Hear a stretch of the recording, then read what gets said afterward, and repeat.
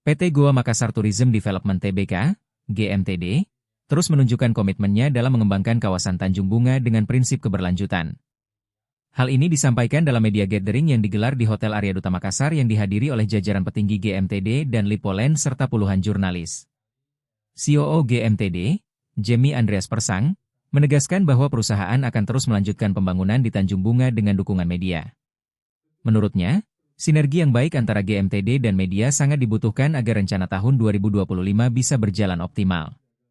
Sementara itu, Sustainability Special Project Manager Lipoland, Theo Samuel Teja, menekankan pentingnya penerapan ESG dalam setiap proyek pembangunan.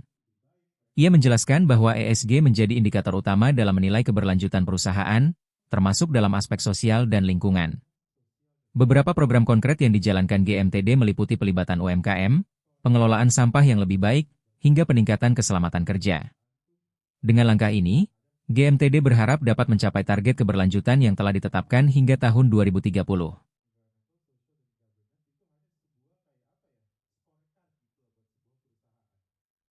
Download Tribun X sekarang, menghadirkan lokal menjadi Indonesia.